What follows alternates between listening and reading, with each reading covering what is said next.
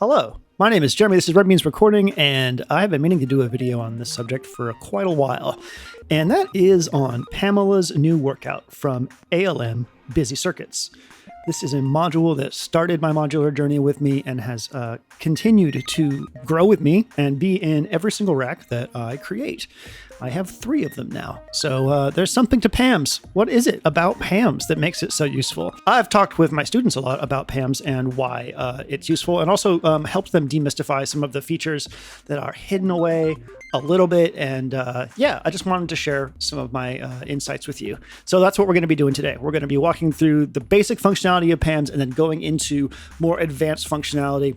And then maybe either at the end of this video or in a second video, I'll be going over slightly advanced patch ideas with PAMs to make it a performance or generative device, because it can do that too. I want to start by saying that none of this would be possible without DivKid's really, really fantastic video on Pamela's new workout, which taught me a lot of the stuff that I'm going to teach you. So please do watch it, just because it's great. I'll leave a link in the description, or there's a card up in one of the corners right here that you can go check that out. So thank you, Ben. Your video is amazing and taught me a lot. So what is Pamela's new workout? Well, it creates gates and waves. I call it a gate and wave system. At its core, it basically creates timed events of various types. You can use it to trigger things in your system like drums or envelopes or LFOs or anything. And then it creates modulation of various kinds: sine waves, triangles, square waves. And all of these are synced to the beat in one way or another. Hiding underneath the menus, there are all kinds of really cool options like Euclidian pattern generation and randomness, probability, swing, slop, the ability to offset and attenuate any value coming out of it.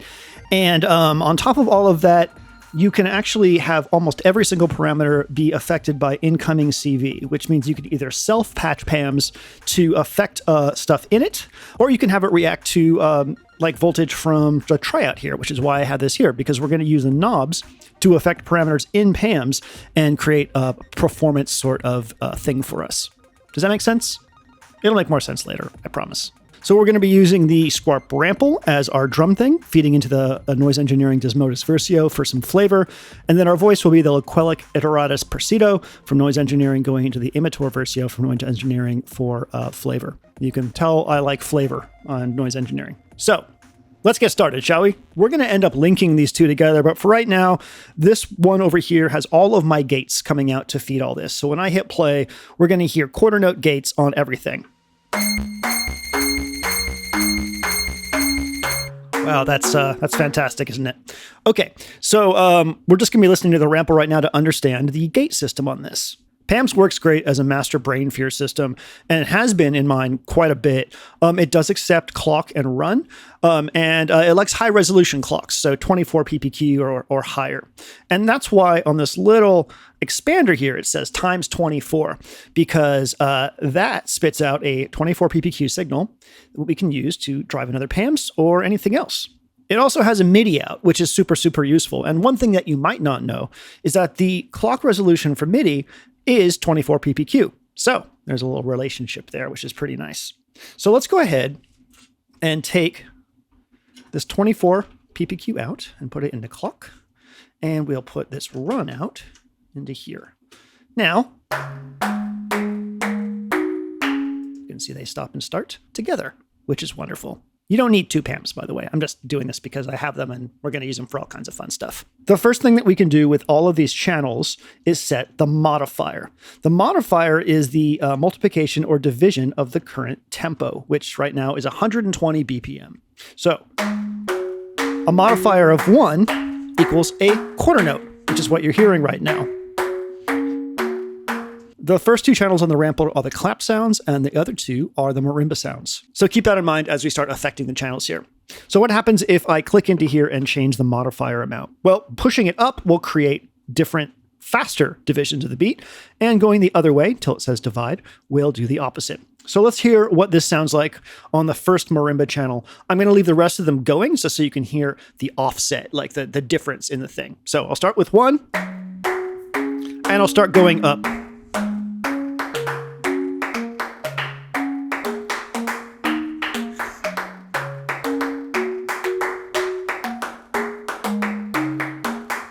There's eighth notes.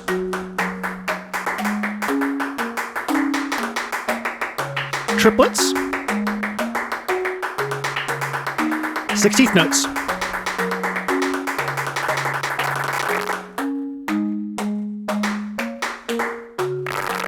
And it goes up to times 48, which means that you can use PAMs as a high-resolution clock output to various things. We're using it to trigger right now, but it can be a high-resolution clock output, because remember, 24 PPQ right here. This is 1 PPQ right now. 48 would be a 48 PPQ. So you see the relationship between clock and gates and triggers and all that in terms of timing. We can also go the other way. So let's start dividing.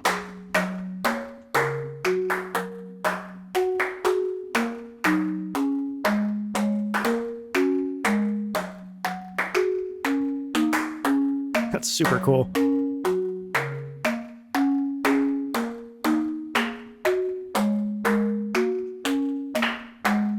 So to review, times 1 is going to be a quarter note of the tempo that you have picked. Times 2 is 8th notes. Times 4 is 16th notes. And then there are things in between. So let's set these all to some various things. I will set this to 1.5. I'll set track 2. I'll leave that at 1. I'll set 3 to divide by 1.5. And I'll set 4 to 2. And let's hear what that sounds like.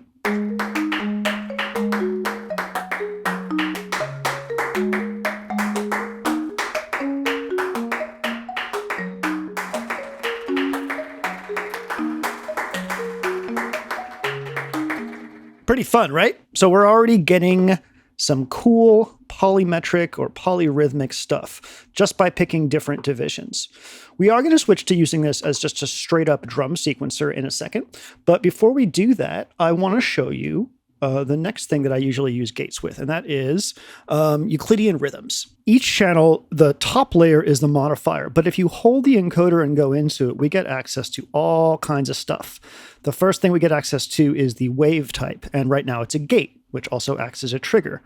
Level is the level amount of the thing coming out, which is usually going to be appropriate for control voltage as opposed to a gate, but not necessarily true, and we'll talk about that later. Offset. Offset is actually a raising of the voltage floor, meaning that right now it goes from 0 to 5 volts, I believe. But if you turn up the offset, it actually starts to increase the low voltage, the 0 voltage upwards. Width. Width means the duty cycle of the wave. And I'll show you what I mean. I'm going to hit play again. If you think of our tempo like this, right now, each one of these gates is only open for 50% of the time, meaning the voltage is high for 50% of that value and then goes back down. If I increase this to 100,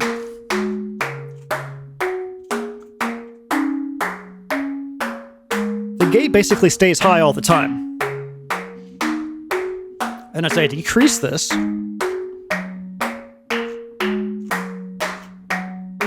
the gate gets shorter and shorter, all the way down to a tiny little blip. There's a lot of applications for this, especially when you are using modulation coming out of this as opposed to gates and triggers. But one of the main reasons that I do this is if I want to use this as a reset out or something that's going to reset a sequencer, basically, I'll set my modifier to something really long, like divide by 32. And I'll set the width to just 1%. So it's just this tiny little trigger that comes out. And every single time I hit stop and then start on PAMs, it will send out that little tiny trigger and reset my sequencers. So just pretty useful little thing to have there. All right, next we have phase.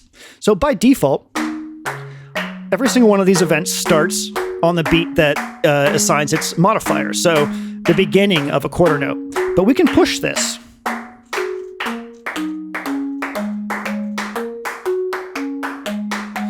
At 50% of the modifier for a quarter note, it becomes an eighth note, an offbeat eighth note. If this was a drum set, like a classic sort of like kick, hi-hat, snare sort of scenario, you can use this to create offbeat hi-hats. The other thing you can use this for is creating snares. So if I change this modifier to divide by 2, it's now hitting where a snare would in relationship to a backbeat, but it needs to be shifted to hit on the other side of the phase of it. So I'm going to go ahead and click into here, And I'm going to go to phase and change this to 50%. So I'm scooting this over now to happen not on the downbeat of every half note, but the back half of it. See?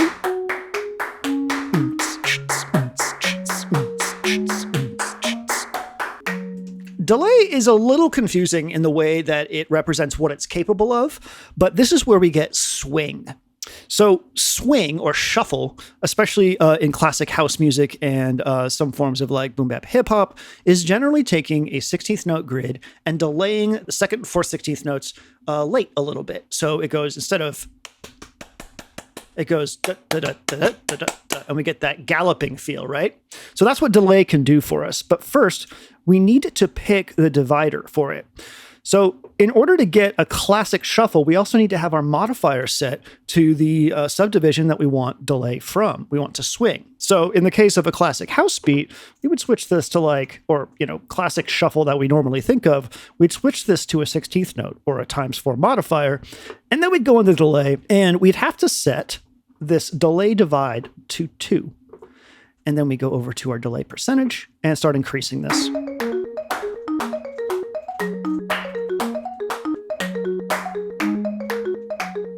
Hear that shuffle? So that's what 16th note shuffle sounds like, or 16th note delay. But look what happens when we switch this to 8th notes.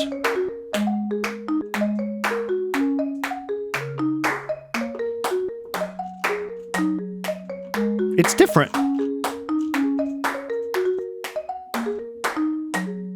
There's a lot of interesting little sort of slidey around bits you can get in your timing using delay and different dividers. I hope that makes sense. Let's just review that for a second, because I think this is one thing that people that have PAMs get tripped up on quite a bit. In order to create classic shuffle, set your modifier to ×4, and then go in, put your delay to divide by 2, and then set your delay amount to however much shuffle you want. Next up is rskip. So rskip, as you increase it, increases the chance that an event will not happen, increases the probability of a skip. So let's go ahead and go back to this friend right here and change it to 4, so it's happening quite often. As I increase rskip, you'll hear and see that this channel starts to skip.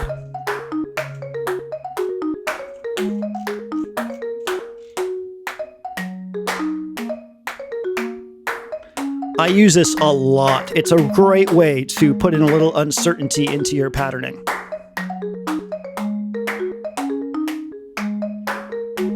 All right, next up is one of my favorite things, and this is the Euclidean rhythm generator.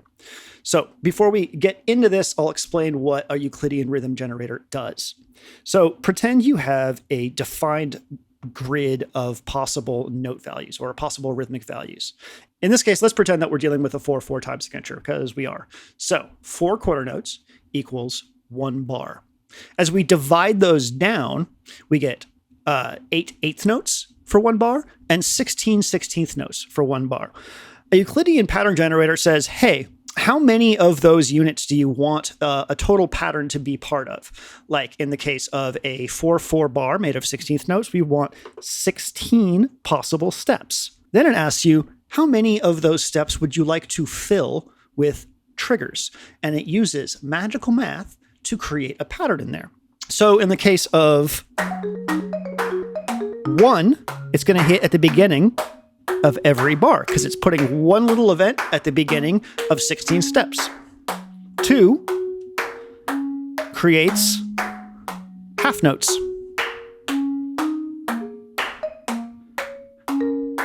3 evenly spreads 3 steps across 16. 4 is quarter notes, because 16 divided by 4 is 4. 5 is one of my favorite. I really like to combine evens and odds with Euclidean pattern generators.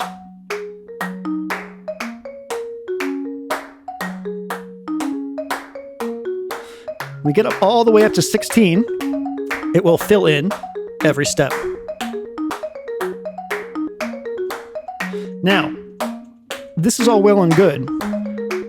We've created a Euclidean pattern generator that thinks of our step amounts, the amount of steps that we can fill in of this pattern, as something that works with our 4/4 time signature, and therefore will always repeat at the end of 16 steps properly. But, and this is where it gets fun, if we change this to 15 and go back here and start adding steps, our pattern that is generated by this will now always be rolling across and reinterpreting itself across the 4/4 time signature. So let's go ahead and listen to what that means.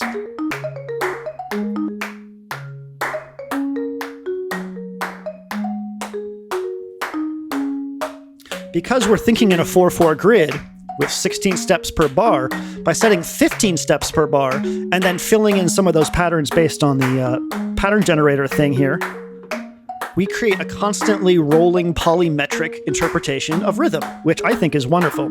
So let's go back and do this to the rest of these. Now, you don't need to set your modifier to ×4 to do this, but it just happens to be the way that I like to work. By the way, if you ever get messed up here, you can always go and hit reset for the channel.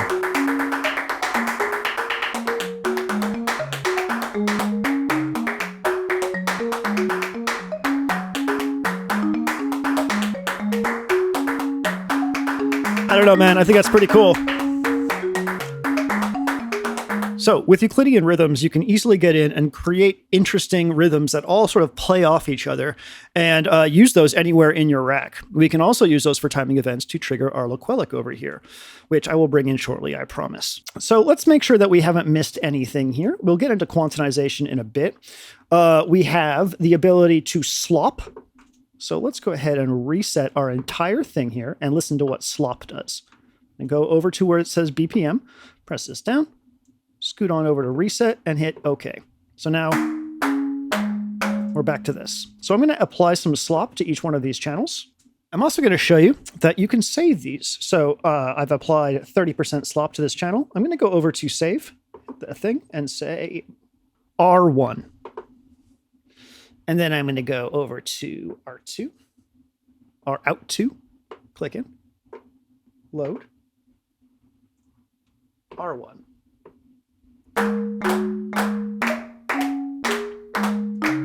Listen to that slop. Listen to that ridiculous slop. This is actually really, really cool. In combination with all the other stuff that we've seen, we can get really, really organic patterns out of here. Okay, I'm going to show you something a little advanced right now. Every single one of these parameters can be controlled via CV. And one of my favorite things to do is to do so with a knob control, in this case, the triatt. So I'm going to go into each one of these channels and I'm going to set the slop amount instead to an actual amount. I'm going to set it to CV1.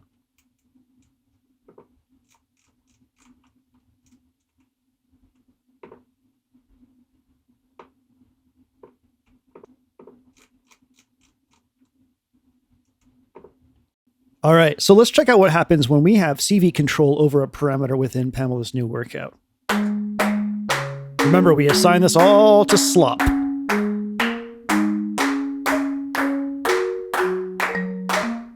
As I increase the continuous voltage going in, we increase the slop. We now have a knob control over a series of parameters within Pamela's new workout. I promise we'll go over more advanced use of this method of controlling stuff within PAMs in a bit, but I think it's time to move on to talking about voltage itself. We're going to bring in our Loquelic and get a little pattern going and listen to that. So let me set that up real quick, okay? Okay, so I've set up a little drum patch, but I've also set up the Loquelic now to receive a series of Euclidean gates. It's that triggering you're hearing. And right now you're hearing the pitch jump up and down between its lowest possible point and its highest possible point. And that's because right now, the second output on the lower end, I guess it's output 6, has a square wave attached to it. So if I go over here I'm going to slow this down a bit. I'm going to slow this down to divide by 8. And I'm going to go in and I'm going to change the wave from a square wave to a triangle wave.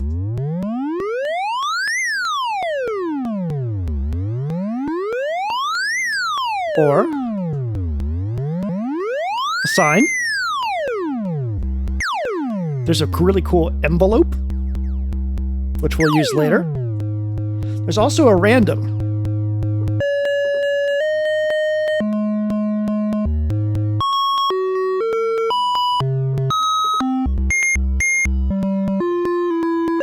There's also a smooth random, which I currently do not have on this one. I haven't updated the firmware on it yet. So this isn't very musical, right? The answer is no, it's not very musical. And that's because it's just spitting out voltages according to, smooth continuous control voltage, which is great for modulation, not so great for music. What can we do about this? Well, we can do this. We can turn this till we see the word quant. See, it's how it says scale? No. No scale. Well, we'll click into that, fix that. Go ahead and slow the modifier down. You can already hear.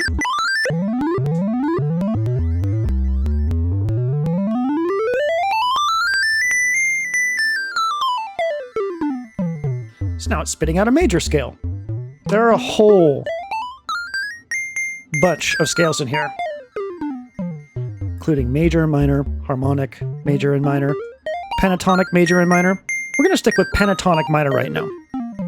So basically, this wave, this sine wave, is now spitting out pitches, and our gate signal, which is separated from it, is triggering our module. If I was to change this to free, we'd just hear that sine wave continually doing its thing.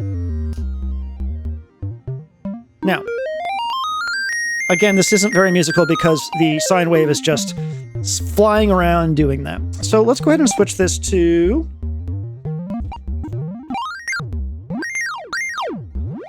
a faster modifier, divide by 2. And let's change the wave to stepped random. So now it's going to pick a random voltage according to the modifier we've set. It's going to quantize it to the scale. It's going to send it out. And because we chose stepped random, it's happening on every division or multiplication of the beat.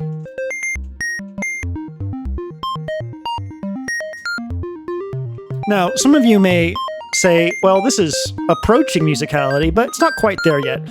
And yeah, to use this particularly as a melody generator would be pretty difficult because it's just random. There are a lot of ways we can constrain this, but one of the easiest ways is by manipulating the offset and attenuation. So let's go over to that. We talked about level earlier and how it is more appropriate to talk about in terms of this. So if we think about the voltage that's coming out of this, and I really should have this plugged into here. Let me do this real quick. All right. There's our voltage. I'm going to go ahead and change the scale on this. Okay. Let's go back to here and start adjusting the level and watch what happens and listen to what happens.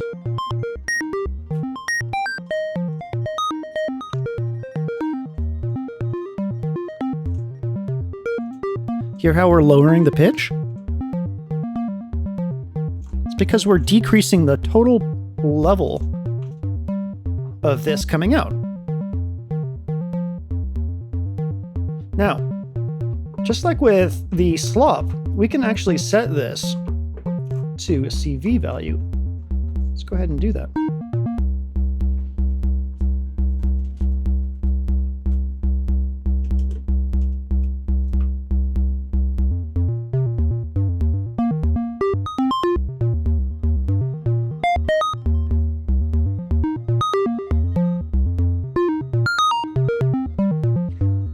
I now have CV control over the range coming out of that, which I think is pretty nifty. You know what else we can do? We can have another channel affect that. So now this square wave here is affecting the overall possible voltage coming out of our melody generator. And if I go into here and start playing with this output, can see that as this gate goes high, our possible output goes high. What happens if we change the wave over here?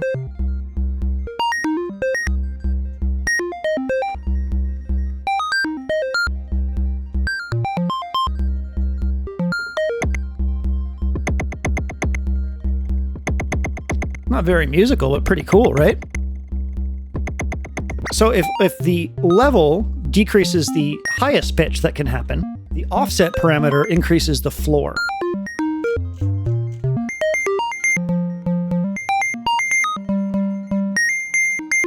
See how we're now no longer hitting that root note?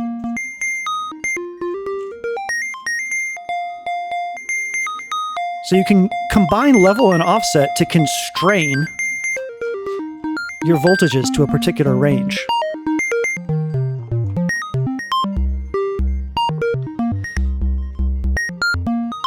I'm going to set our melody generation to a Euclidean pattern because we can. Remember, anything in here can be set to a Euclidean rhythm. Anything. But we can go farther than that. Let's go back into that thing that we set. The, where was it? If you click into where you can change this back to a percentage or CV2 or whatever, if you hold the encoder, you can change the offset and attenuation for this modification voltage. And you can do that per channel. So if I increase this, I'm going to increase the overall floor that this modification has. And if I go back, turn this down.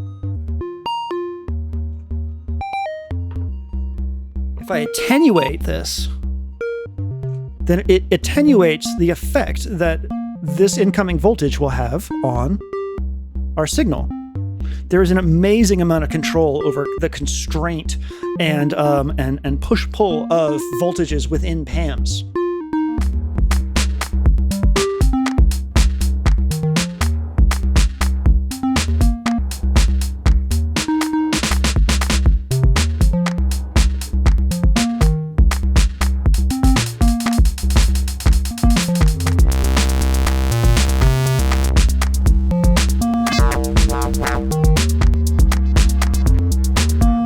Start playing around with some modulation. I'm going to reset this track. Beautiful, right? All right, let's set up a little advanced patch here. The first thing I'm going to do is I'm going to take an output here, and I'm going to put it into CV1 and CV2, excuse me. And what we're going to do with this is set this, go back over to our channel here. We're going to set the modifier, the time for this, to CV2. Now I'm going to set our channel here that's feeding it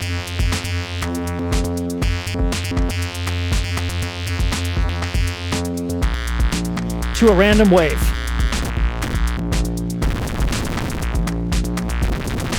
I'm going to go into this CV2 channel here, and I'm going to attenuate it.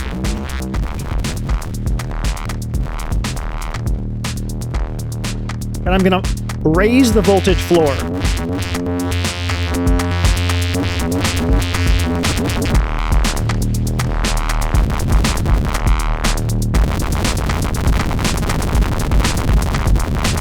So now we have a self-modulating wub-wub.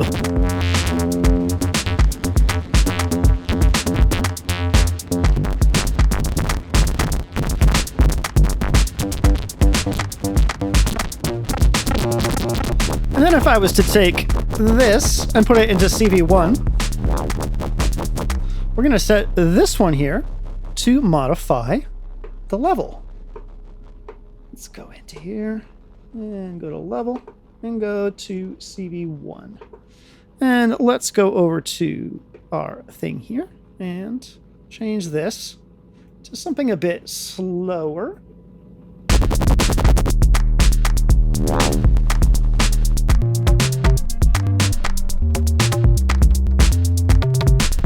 So now I've just changed that to the envelope type, which adds a nice little spiky thing. The thing about the envelope type wave is that the width increases the sort of duration of it. So let's go ahead and increase its duration.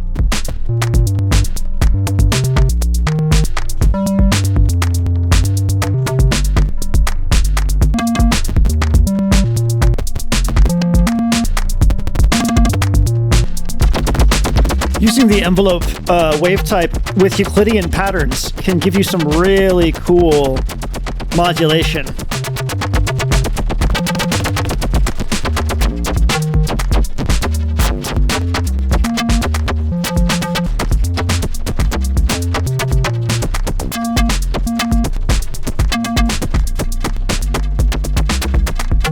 All right, let's get weirder. I'm going to use this one to flip back and forth between these two modes, loop and free. Actually, trig and loop.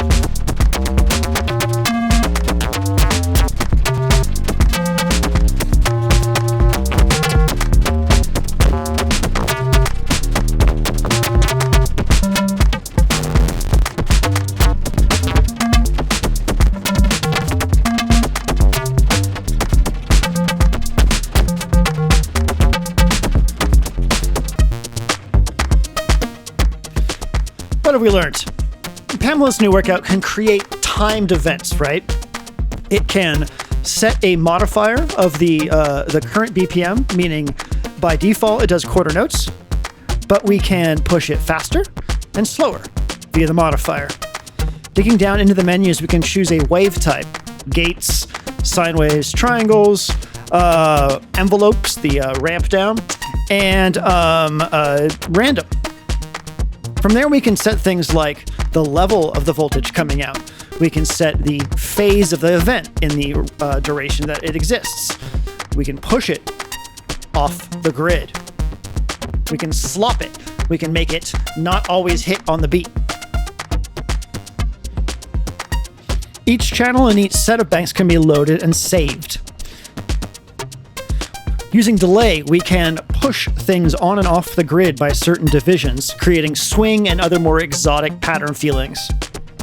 rskip introduces a probability that something will not occur, and you can increase it and decrease it to add skips in your sequences. We have a Euclidean pattern generator that can be applied to not only gate events, but also to any modulation or melody generation. In fact, you can actually loop our random voltage in here too. I forgot to talk about that. You can also quantize the voltage coming out to create some semblance of melody. And that in combination with level and offset allows you to create little melodies. Let's go ahead and try looping the melody coming out of this friend right here. It's channel 7. Let's go ahead and listen to this.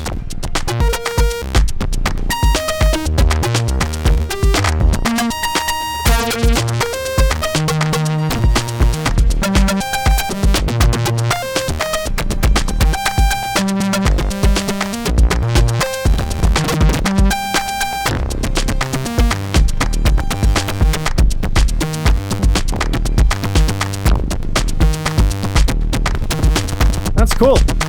It's looped.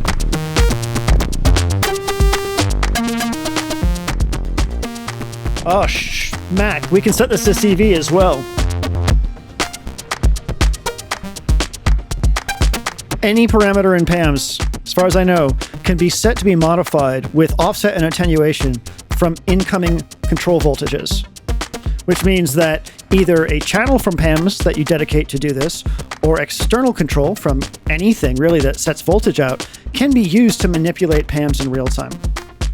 I'm going to set up a more performative complex patch that shows that off, and I'll be back with you in just a second to finish up this video. We did it. We made a really complicated patch in which all of our CV inputs are full to the PAMs, which means that we have some form of control over what PAMs is going to do. This top knob is going to control density of Euclidean patterns and rskip, and a couple other things. There's an output for the second PAMs going into CV2, That is set to a random wave that is making some changes to various things in here. You'll hear ratcheting and stuff like that as this moves through its voltage. The second PAMS is doing modulation, and the knobs that are hooked into there control either speed of modulation or density of modulation. We have set up a very complicated, like interrelated patch, and I'm going to play it for you. If you have any tips and tricks for PAMs, leave them in the comments. This has been a lot of fun. I hope it's been good for you. My name is Jeremy. This is Red Means Recording, and here we go.